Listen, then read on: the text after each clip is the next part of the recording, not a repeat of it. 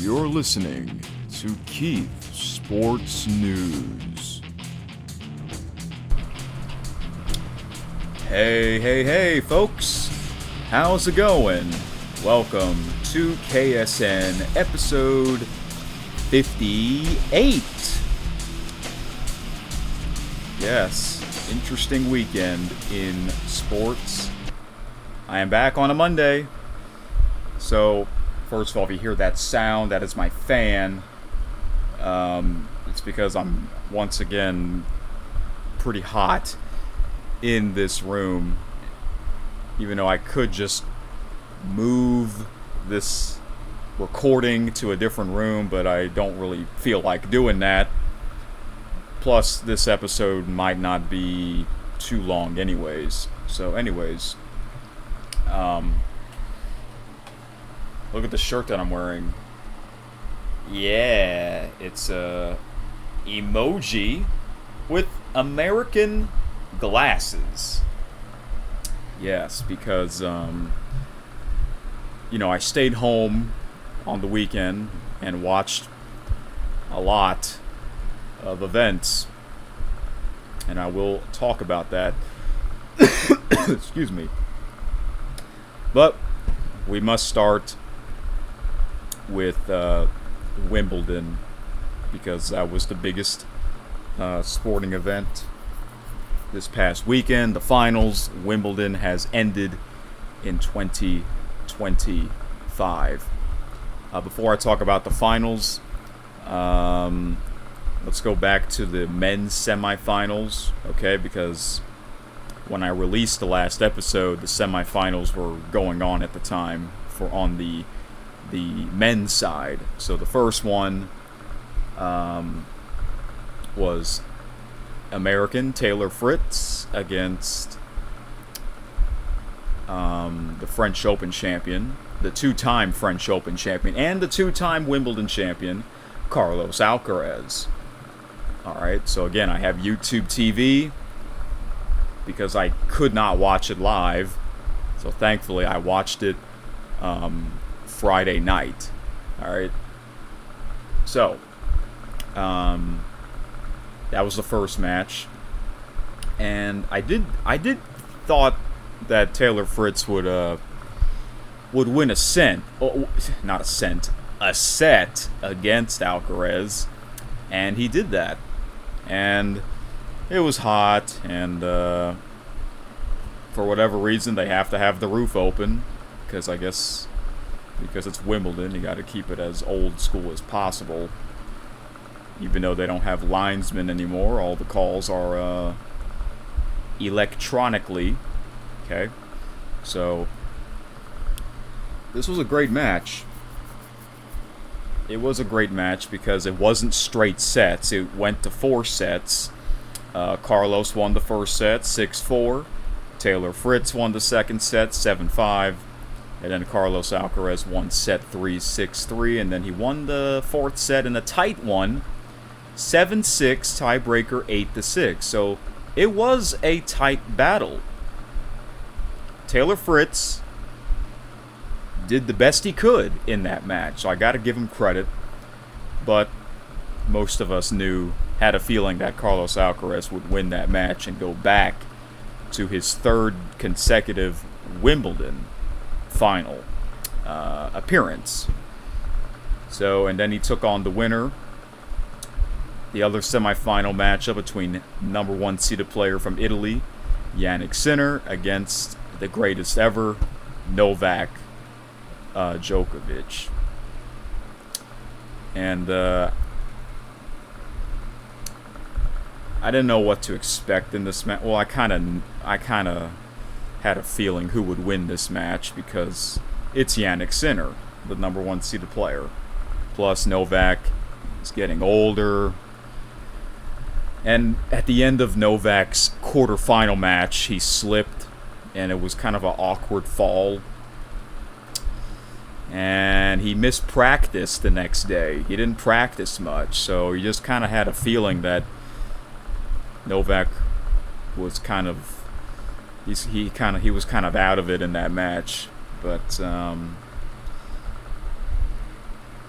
and that's kind of what happened. Jannik Sinner won in straight sets, 6-3, 6-3, 6-4. I got to give Novak credit for trying his best. He didn't decide, hey, I'm retiring the match, you know. He decided to play the full match because hoping he can somehow turn things around, but Jannik Sinner was just too good, which means we had a Wimbledon or French Open final rematch at this year's Wimbledon final between Jannik Sinner and Carlos Alcaraz. I'll talk about that a little later. But what does this mean for Novak? I heard his press conference because I like to listen to these players' press conferences, and he thinks he'll be back next year. I hope he comes back next year. Why not? If he's still playing well, then he has a chance. Listen, he went to the semifinals. He went to another Grand Slam semifinal. This year's Australian Open, then the French Open, and then Wimbledon. He went to the semifinals in all three of those Grand Slam events, and that's impressive for a 38-year-old. But the problem is that these two players, Sinner and Alcaraz, they are the top two players. They are the two best players. They are in his way. If Novak wants to somehow win one more Grand Slam, then he really can't face those two players in back-to-back matches, and that was what was going to happen if Novak were to beat Jannik. He would have to face Carlos again in the Wimbledon final. I think that's asking too much. Facing the top two players in back-to-back matches for a 38-year-old is too much.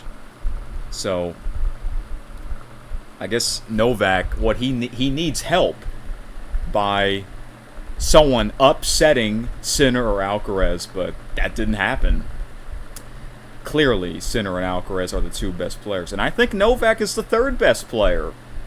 But the problem for him is that Sinner and Alcaraz are in his way, if that makes sense. So, yeah, he'll be at the U.S. Open. I did predict, it was about a year ago after he won the Olympic gold medal, I predicted that I think his last season will be in 2026. So I think next year will be his last year, but I might be wrong. Could be 2027. Or maybe after this year's U.S. Open, maybe he will retire. I don't know. But let's say he somehow won Wimbledon this year, then I think he would have announced his retirement. Because this is the one thing that he wants. One more Grand Slam. Number 25, so he can have more Grand Slam titles than any other player in the history of the sport.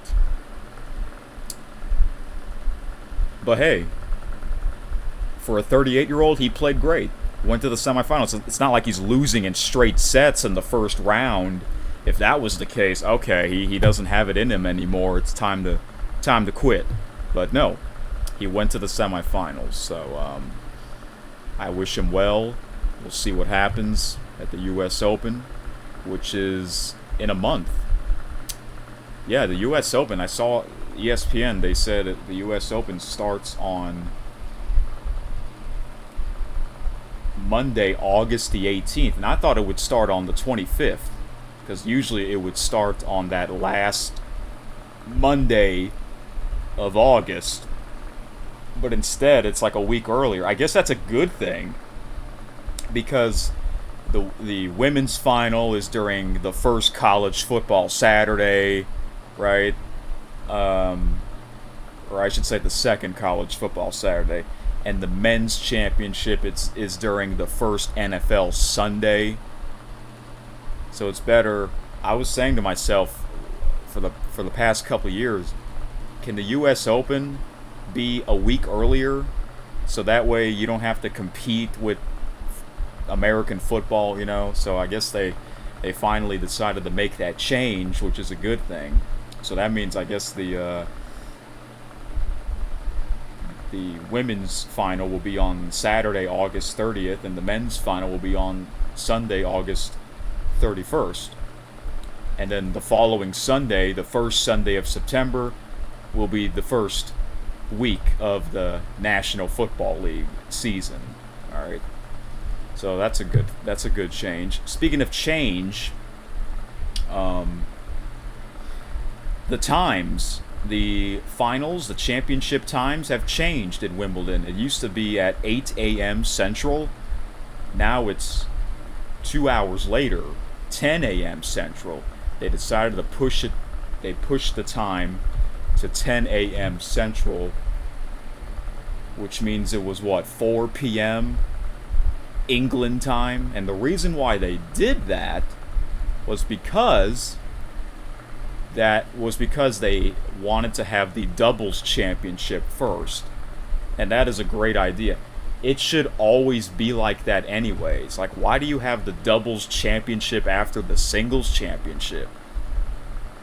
Like, they would do that at the other Grand Slam tournaments, I think. Well, not Australian, I know that for a fact. But I don't know. It should always be like that, because more people watch singles tennis than doubles tennis anyways. Alright? So now to the women's, or the ladies' singles championship. American Amanda Anisimova, which is the reason why I'm wearing this shirt. Because, you know, we got an American in the Wimbledon final against Iga Swiatek. And I like both of these players. And they're both slightly younger than me. Crazy. And they've never played each other on the main tour. Last time they played, they showed a clip from 2016 when they were in juniors. Wow. That's crazy. So they were 15?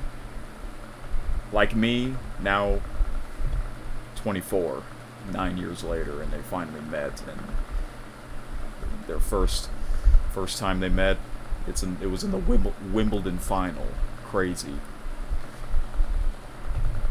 Man, this match. First of all, I obviously wanted Amanda to win because she's an American. The last American that won Wimbledon was Serena Williams back in 2016. And we had there's been 9 different women's or ladies singles championships since 2016. Crazy, right? And there was no Wimbledon in 2020 because of the pandemic. Yeah, 9 different ladies singles Wimbledon titles in the last 9 years since 2016. That's crazy. So, listen, I originally had Sabalenka against Swiatek in the final. But instead we get Anisimova in the final. And I wanted her to win, and I picked against her for the 3rd time in a row. I picked against her when she faced Pavlyuchenkova in the quarterfinal, and I picked against her again when she played Sabalenka in the semifinal, and I picked against her for the 3rd straight match when she played against Iga in the Wimbledon final, and that time I was right, unfortunately.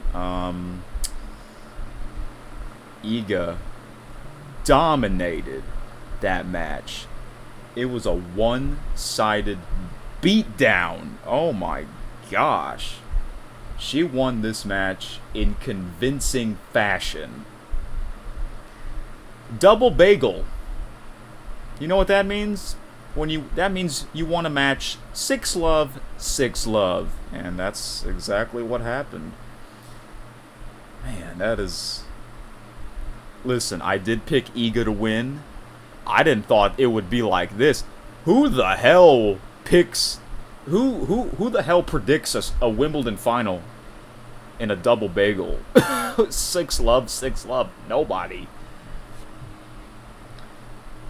But I didn't thought it would be like this. I'm sure no one thought it would be like this. Oh my goodness. Yeah. The match was really quick. It was only an hour. Was it the shortest Wimbledon in history? No. There was one Wimbledon ladies final that was actually shorter than this year's. It was in 2019. Serena Williams against Simona Halep. I believe that score was 6-2, 6-2, and somehow that 2019 ladies singles final was shorter than this year's, even though this year's was 6-love. You know, Amanda, they showed some highlights that Amanda could have won like 1 or 2 games, but it was all Iga. Congratulations to Iga on winning Wimbledon. First time she won Wimbledon for the first time, and it was her first grass court title. Amazing. So, congratulations to Iga on winning Wimbledon, and she was so happy. She wanted this so bad, and I feel bad for Amanda, man. Like, and you know how the loser of a final has to give a runner-up speech, and she got really emotional, and that's normal, you know, for especially for someone that hasn't, you know, never won a Grand Slam, and especially the way she, you know, the outcome of the match was not pretty, you know. So I feel bad for her, but on the bright side, she's now in the top 10. She's now in the top 10 in the rankings. I think she's number 7. They showed like the top 8, and Iga is back in the top 3. Coco Gauff is number 2, the French Open champion. So, yeah. And we have some, you know, there's quite a bit of American women's players that are in the top 30. So that's great. And we're going to be heading into the U.S. Open, the United States Open in New York. You know the crowd's going to cheer for the Americans like crazy. So, yeah. So once again, congratulations to Iga on winning Wimbledon. I didn't listen to their press conference yet. I'll have to do that later at another time. And yeah, I think that's all I have to say about that match. So what I did was I watched that match on Sunday evening, because Saturday I was watching other stuff, and I'll talk about that I'll talk about what I watched on Saturday later. Now let's get to the men's gentlemen's singles final. The French Open rematch from 5 weeks ago. Jannik Sinner against Carlos Alcaraz. I watched this match as well. The same night, yeah, I had both matches on, not at the same time, but you know, one after another. And this match, I wanted Sinner to win, because in order for this to be a rivalry, you gotta have Sinner beat Alcaraz at some point. And he really should have won the French Open. Like, how do you blow 3 championship points? It's insane. Wimbledon, I did predict him to win. I did predict him to win in 5 sets. And the match was close. The match was not as crazy or fantastic as the French Open final, but this was still a pretty good match. It went to 4 sets. Carlos won the first set, 6-4. And Sinner won sets 2, 3, and 4. 6-4, 6-4, and 6-4 to win his first Wimbledon title. I'm glad he won. I'm glad he got revenge on Carlitos. So this was Carlos's first Grand Slam loss. Sinner's first Grand Slam loss was at the French Open. So this time, Sinner beat Alcaraz in a Grand Slam final. And I think he needed to win. He needed to win that Grand Slam, the Wimbledon, so that way, that heartbreaking French Open loss is kind of, out of the way now, because that just happened not too long ago. So I'm happy for Sinner. Sinner the winner. I call him Sinner the winner. And, it was a great match. And I had a feeling that these two would meet again in Wimbledon. And they might meet again in the United States Open in a month and a half. And if they do, I think that's great for the TV ratings, especially because a lot of people, a lot of the fans, they like these players. So, but if an American is in the final, they're obviously going to be rooting for the American, But, I watched a lot of Wimbledon, man, for the past 2 weeks. I think this is like the most tennis I've watched in a while. Years ago, I used to watch a lot of tennis, but then, for whatever reason, I don't watch it as much. I think it's because it's not the same players that I remembered, but, that happens in sports, so. But I enjoyed Wimbledon. I think I watched more Wimbledon than the Australian Open. And I said this in the past, that the Australian Open is my number one favorite Grand Slam tournament out of the 4. After Wimbledon, I think Wimbledon might be my number one favorite, because I was locked in. That was like the only sport I watched during the weekdays. The weekends, it was other stuff. But during the weekdays, that was the big thing going on, So, I enjoyed it. So, thank you to ESPN's coverage. I do like the people on there. Just like the MLB on ESPN. I like the people on there as well. So, alright. Congratulations to Iga and Jannik on winning their first Wimbledon titles. And it's so cool when they make that walk to the court, to center court. It's so cool. That's a cool walk. And then, they do their speeches, and then, the winner gets to go out into that famous balcony in front of thousands and thousands of people getting your pictures taken. It's awesome, So, Wimbledon has always been a great tournament to watch, because it is the biggest tournament of the year. And I'm not a golf fan, but I saw that next weekend is the Open, or also known as the British Open. So it's funny, after Wimbledon we get the Open Championships in golf. So yeah. All right, I think that's pretty much it for Wimbledon. And yeah, I'll have to hear what my favorite sports talk show, my number one favorite sports talk show, Mad Dog Unleashed, with Christopher Mad Dog Russo. All right, because he's a big tennis fan as well. So, and he picked Carlos to win. Yeah, he actually picked Carlos to win, so I'll have to hear what he has to say about that final. And of course, Holding Court with Patrick McEnroe is another great show if you want to hear tennis talk. Alright, so now to recap the CFL. It was week 5, I believe? Was it week 5? No, it was week 6. Excuse me, week 6. So there was only 3 games because 3 teams had a bye.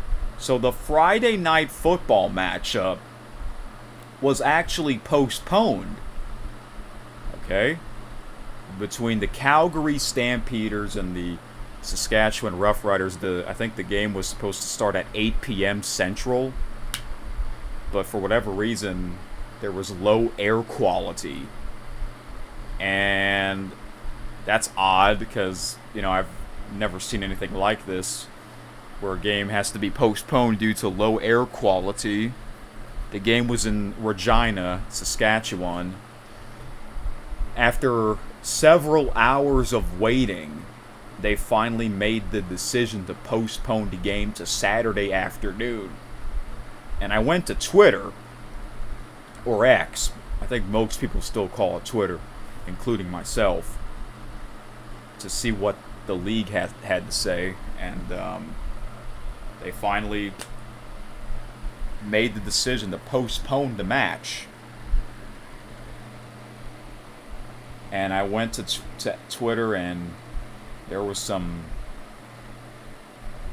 unhappy comments from the fans, especially for the fans that paid their seat to wait for like 4 hours, and then they get no football. The fans were unhappy. They were not happy.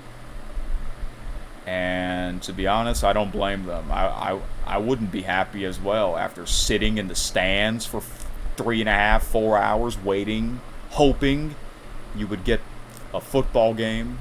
But instead, they finally made the decision at 11 o'clock at night to postpone the game? I'm not sure what took them so long. Should have postponed it at 9 o'clock, you know what I'm saying? Like, who?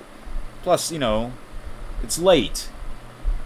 So yeah, that was shame on the league for not coming up with that decision a lot sooner. So the game was pushed back to Saturday afternoon. So that means there was a doubleheader on Saturday. So now let's talk about the game itself. Stampeders and Rough Riders. I did pick the Rough Riders to win, to extend their undefeated season, and that did not happen. The Stampeders beat the Rough Riders 24-10, and both teams are 4-1. So I find that kind of surprisingly. And I do like the Saskatchewan Rough Riders uniforms. The uniforms that they were wearing, they look really cool. So, yeah. And then Saturday evening was the Ottawa Redblacks against the Hamilton Tiger Cats. That was a really hot game. I checked the weather.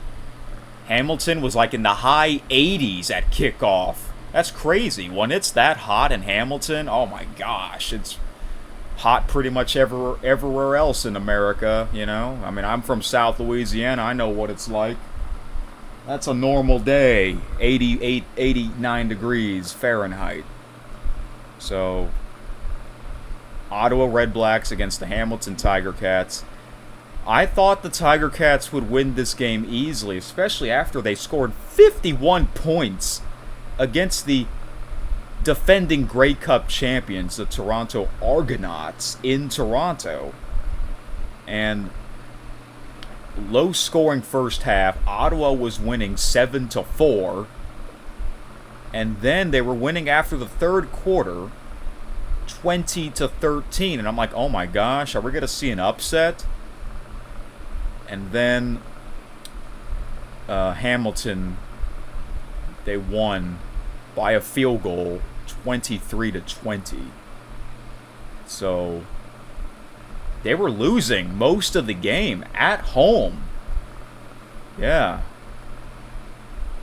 I know, CFL, you just never know how these teams will play out.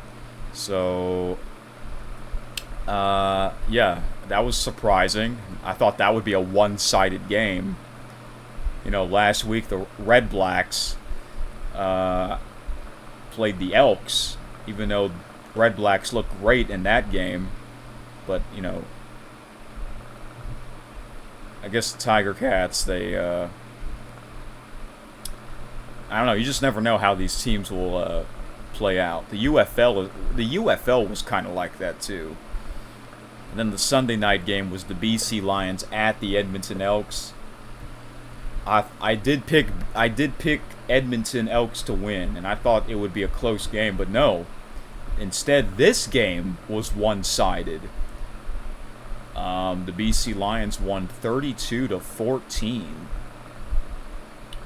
at Edmonton. So, yeah, all these three games were surprising. I thought the Rough Riders would win. I thought the Tiger Cats would win easily. And I thought the Elks might win in a close one. So, yeah, these three games were quite surprising for me. Now to the standings here. After Week 6, in the East Division, the Tiger Cats and the Montreal Alouettes are tied. They're both 3-2. The Toronto Argonauts and the Red Blacks are both have one win. In the West Division, the Stampeders and Rough Riders are tied, 4 wins and 1 loss. The Winnipeg Blue Bombers are 3-1. The BC Lions are 2-3, and the Elks are 1-3. Or no, excuse me. The BC Lions are 3-3, and the Elks are 1-4. All right, Week 7, we got 4 games. Thursday night matchup. Rivalries again, the Argonauts against the Alouettes in Montreal.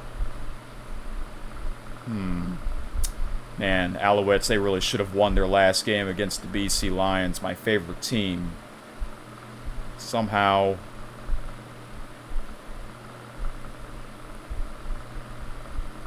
I don't know. I still think the Alouettes can win this game. I think it'll be a close one, though. I think it'll be a close one. I'll pick them to win, and I will watch that game live because it's my favorite team. And the other games, I'll make my predictions on those games in the next episode of KSN. So, now, Saturday, I was watching, I had 2 things on at the same time, because I have 2 TVs. One of them was the CFL game, or CFL games, because there was a doubleheader, but there was also a doubleheader in pro wrestling. If you are a pro wrestling fan in general, this was a big weekend in pro wrestling. AEW, All Elite Wrestling, had a big show in Arlington, Texas, home to the Texas Rangers. I think it's called Globe Life Stadium, or no, Globe Life Field, or Globe Life Park, or whatever. The new stadium. And I remember that event happening because I would listen to Busted Open on SiriusXM, which is the pro wrestling podcast. And there's another pro wrestling podcast that I would listen to. It's a new show called Off the Ropes with Jonathan Coachman. Yeah, SiriusXM now has a 24/7 pro wrestling talk channel. It made its debut on July 1st, so that's how they got another show called Off the Ropes with Jonathan Coachman. I do like that show as well. And also Sam Roberts and Peter Rosenberg on YouTube. So yeah, those guys, I like listening to them talk about pro wrestling, even though I'm not a huge fan of today's pro wrestling. But I do remember them talking about that, hey, there's a huge weekend in pro wrestling, AEW and WWE, okay? I didn't watch all of the AEW event, but man, that event was long. It was like 5 hours. That might have been the longest AEW event ever. Because it was like, what, like WrestleMania 34, that was 5 hours, you know, from 2018. And then that evening was Saturday night's main event, I decided to put that on as well. But here's the thing. I was playing both the Canadian football games and the pro wrestling events at the same time, but I would have both broadcasts on mute because I was listening to music.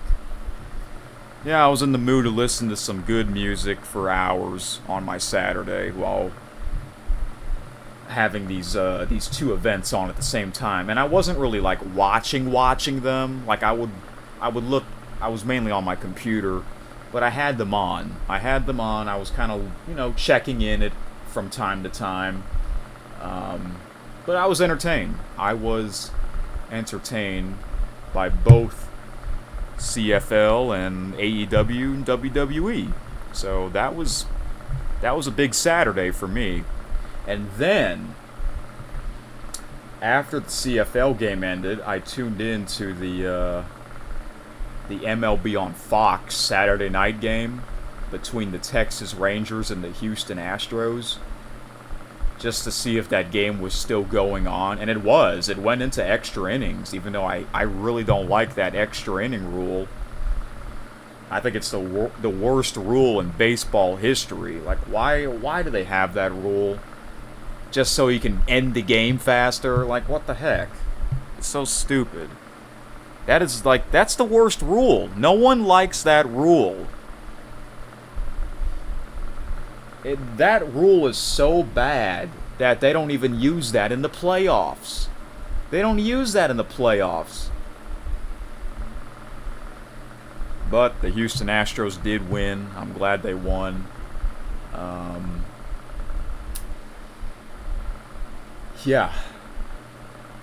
So yeah, sometimes I would put on the Fox Saturday night game, but because there was pro wrestling on, I decided to, I'll skip the MLB on Fox games, but it was still going on. I saw like the last two innings of it, the 10th and the 11th inning. So, yeah, speaking of the MLB, we are now into the All-Star break. We got Home Run Derby tonight. Let me see who's in the Home Run Derby tonight, because I have no idea. Let's see who's in the Home Run Derby this year. Now, the Home Run Derby. I remember the first Home Run Derby I watched was in 2013.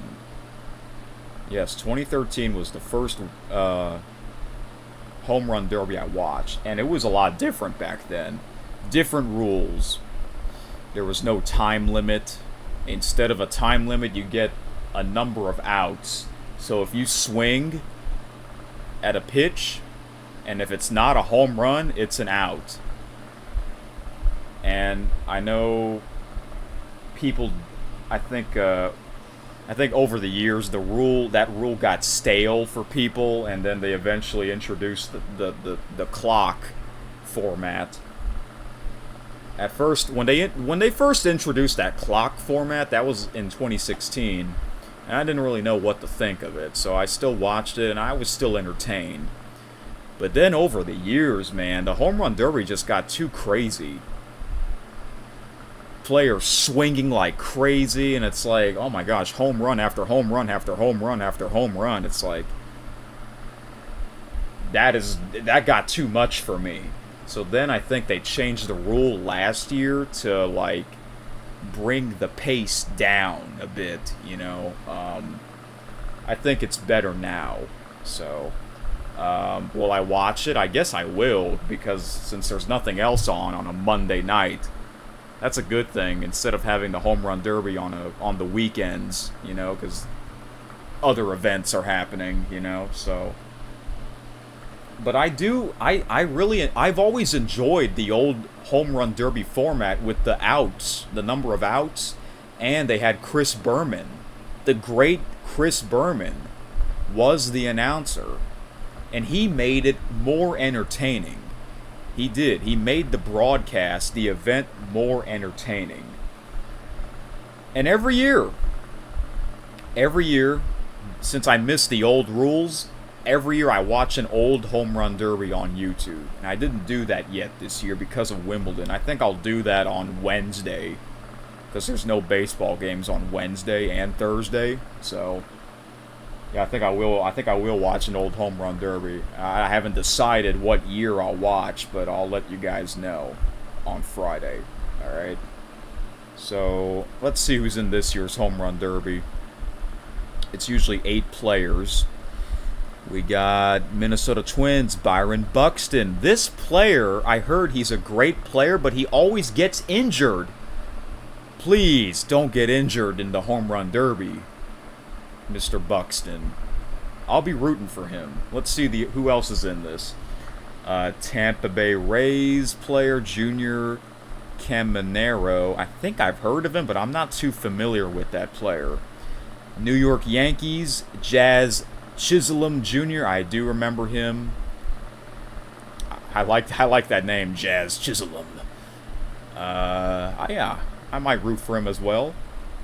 Pittsburgh Pirates, O'Neal Cruz. I've never heard of him. Never heard of this player. And the Pittsburgh Pirates are not a great team, so that'll be great if he wins the home run derby. Atlanta Braves, Matt Olson. I have heard of him.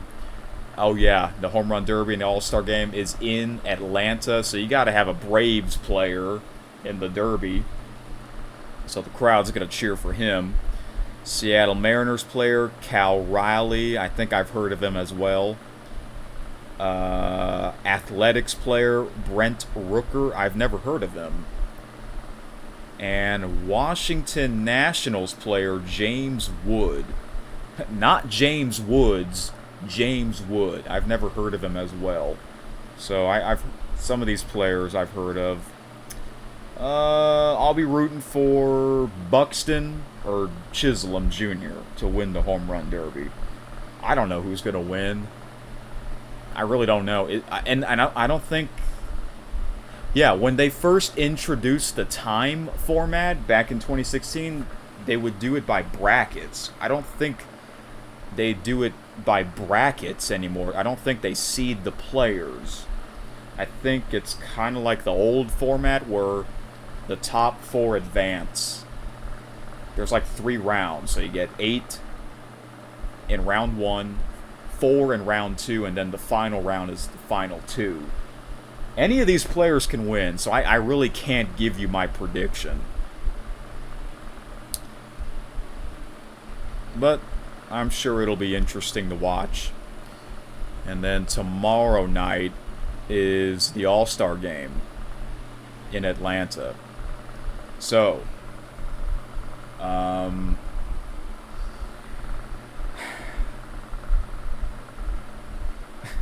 2013 was also the first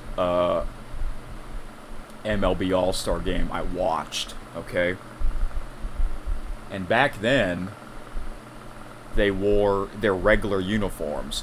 Recent years, they stopped doing that. They've been wearing ugly-ass uniforms since 2021 or 2022. And, yeah, 3 or 4 years in a row, they kept doing that crap. And after last year's All-Star game, people got sick of that crap, wearing those ugly-ass uniforms. And then I think the league made a decision to finally stop doing that crap. So we're going to see if the league lied to the fans or not. Let's see. We're going to find out if the league is lying to their fans. We're going to find out if they're going to stop finally wearing those ugly-ass uniforms during the All-Star game. Now, it's weird because back in the old home run derbies, the players that participated in that, they would wear the ugly color uniforms. That I'm okay with, because that's just like a fun event to watch. All-Star game, this is an actual game. So I hope they stop wearing those ugly uniforms, because the past couple of years I refused to watch. I refused to watch the All-Star game because of those ugly-ass uniforms. I got sick of that crap. So instead, I went old school, and I listened to the game on ESPN radio. With, who was the announcer? Boog Shambi or Carl Ravitch? I like those announcers anyways. So,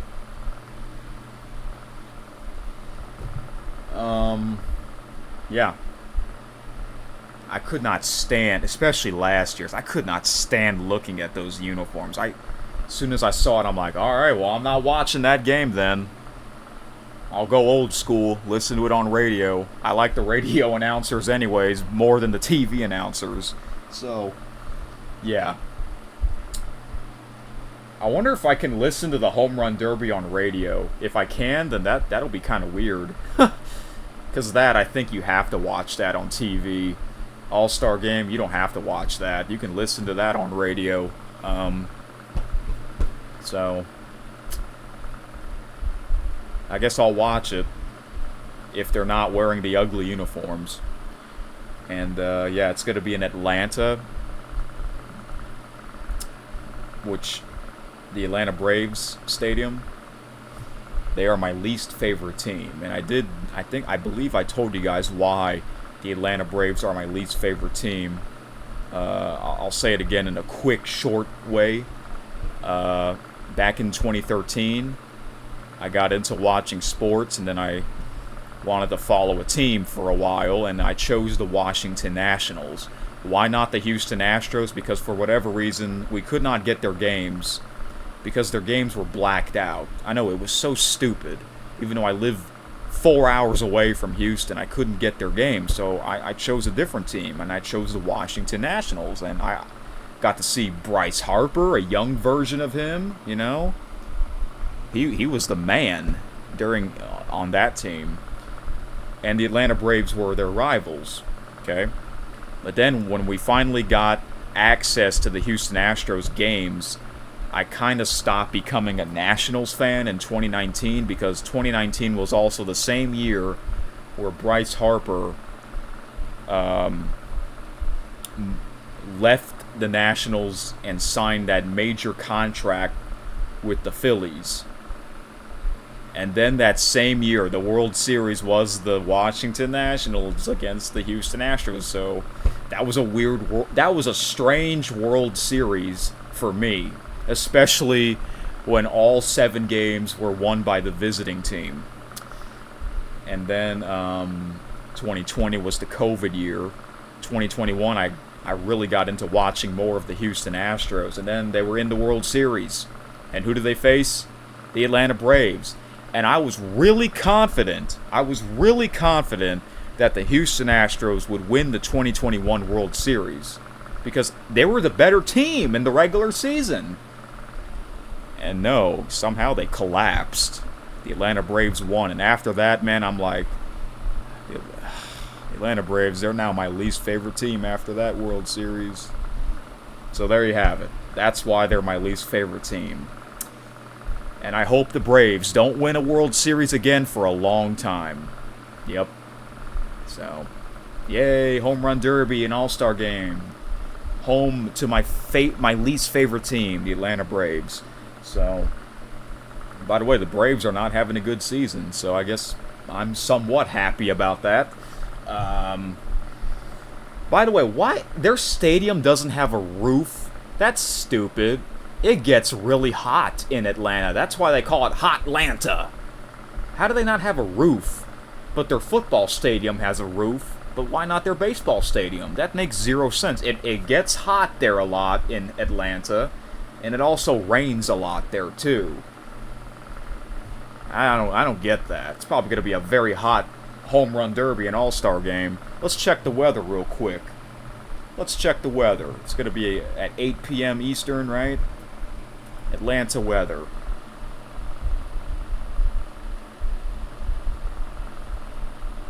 Yep, 8 p.m. 89 degrees. Are you serious? Really? That's too hot. Yeah, it's going to be like center court at Wimbledon. Let's have the roof open.